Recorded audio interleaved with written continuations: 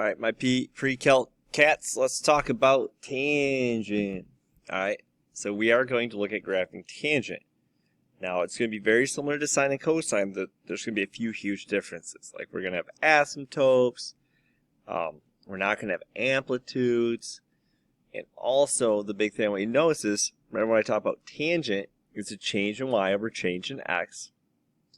It's the ratio of sine to cosine, and it's also the slope of the ray that hits it, okay? So there's a lot of things tangent is. The other thing I want you to notice with tangent is when we look at the unit circle, it has a period of pi, not 2 pi. Okay, so we have some key terms that are going to pop up. First off, tangent function. Remember, tan is sine over cosine.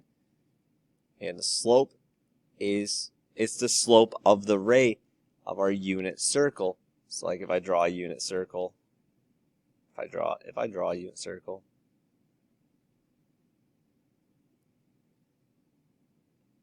you know what I mean, and I draw this tangent, the value of tangent is the slope of that line, which is why when I go up here and cosine is 0, it doesn't exist because there's no slope for a vertical line. Okay. Some other key things that are going to pop up is it's the rate of change of y compared to x on 2 points on the ray, and it's a lot of good stuff. I'll go over this in class. We got to get that unit circle back up and go over it. For now, I just kind of want to intro it to you. Whoop. All right, going wild. All right, let's take a look at example number 1.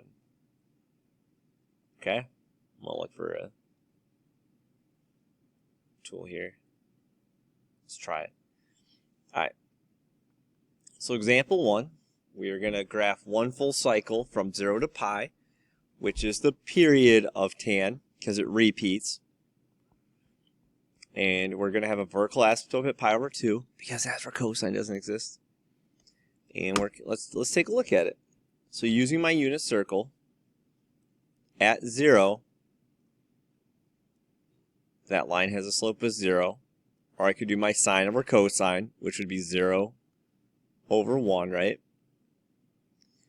At pi over 6, it would be root 3 over 3. And that's because, you know, when I'm here, it would be it'd be root 3,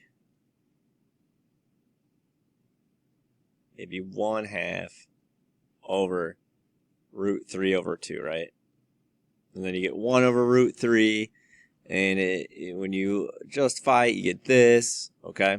We went through this a while ago. I'm just going pi over 4, remember, is 1 because it's root 2 over 2 over root 2 over 2. This is square root of 3. Now pi over 2, remember, cosine would be on the bottom, right? So we do 1 over 0, which doesn't exist. That's actually a DNE. Undefined. Can't divide by 0. Calm. Alright. Now we're going to repeat, but do the opposite, right? Because it's periodic, so we're going to do negative root 3. Negative 1. Negative root 3 over 3. And 0. Okay? So where is y increasing? Well, it's increasing from 0 to pi over 2.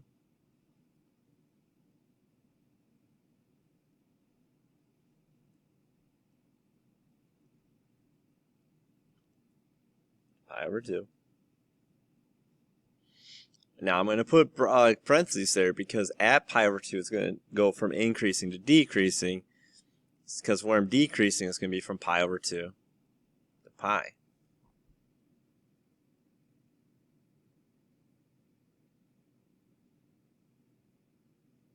Oh no, that's not decreasing. That's still increasing.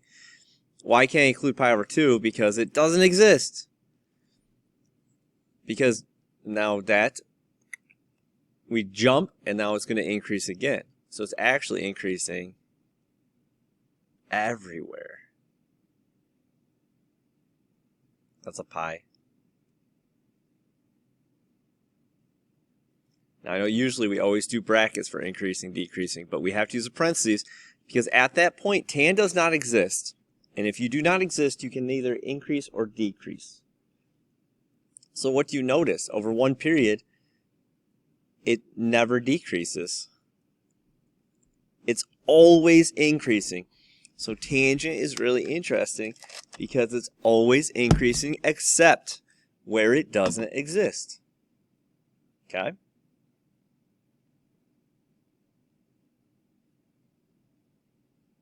All right.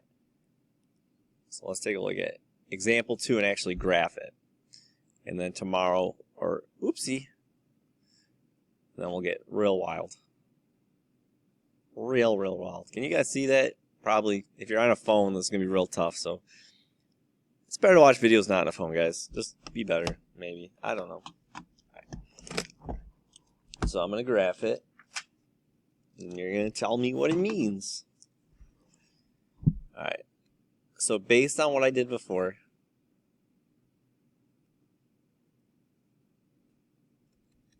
Jiminy Crickets. Based on what I did before,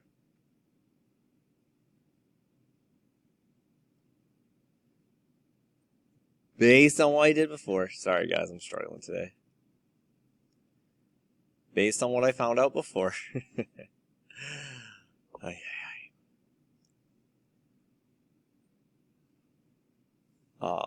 we have our period. There's a vertical asymptote at pi over 2. And I know that because it doesn't exist. And when the function doesn't exist, there's a vertical asymptote. I also know there's going to be one at negative pi over 2 because my cosine is 0 there. It's actually anywhere cosine is 0, I'm going to have an asymptote. I can also use the fact my period is pi. So now if I add pi to this, go pi over, I'll have another asymptote. If I go pi over this way, I'll have another asymptote. Okay? Alright, so we have our asymptotes in. And that's probably one of the most important things when dealing with tangent is finding those asymptotes.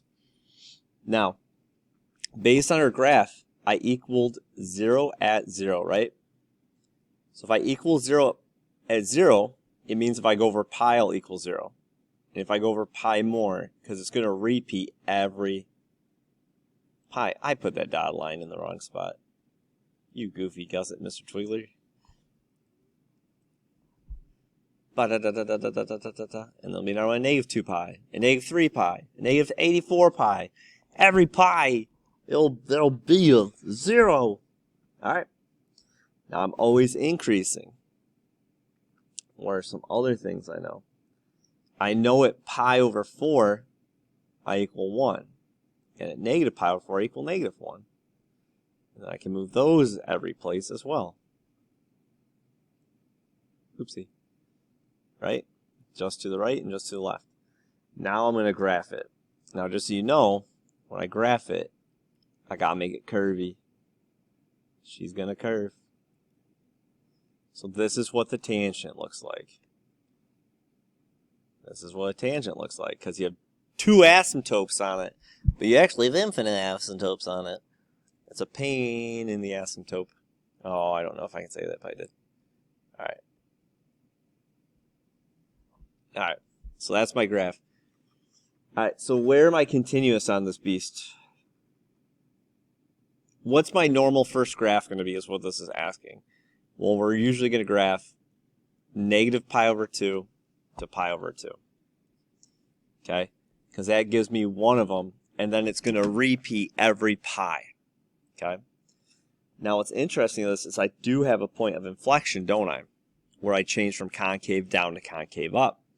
And that point of inflection are my zeros. So my first one happens at 0. Right? And it's going to repeat every pi. So it's 0 plus pi times k. Do I use k? Yeah. K, where k is an integer. Okay? So anytime that I have a 0, that's going to be a point of inflection. So now by looking at this picture, what can I do? What can I find out?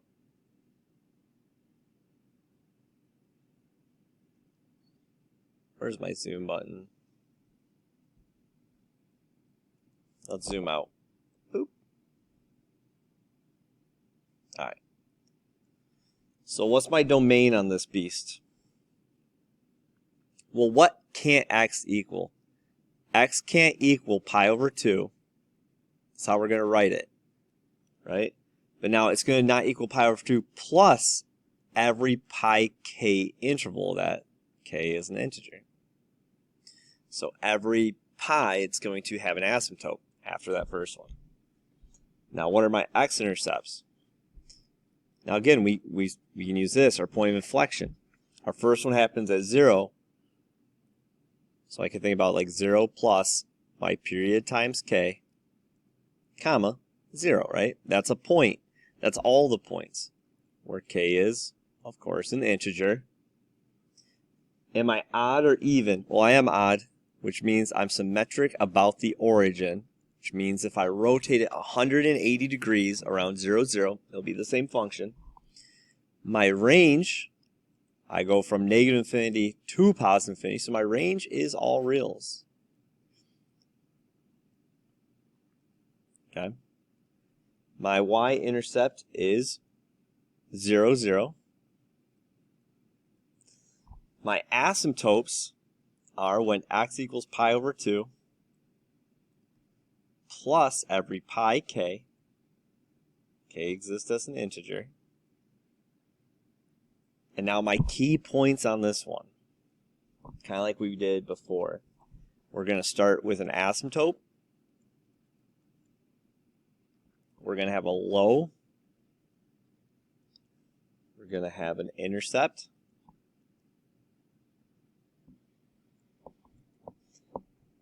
We're going to have a high. And we're going to have an asymptote. Trust me, this looks confusing, but if you guys can do the other graphs, this won't be too bad. I hope you enjoyed, and have a good day.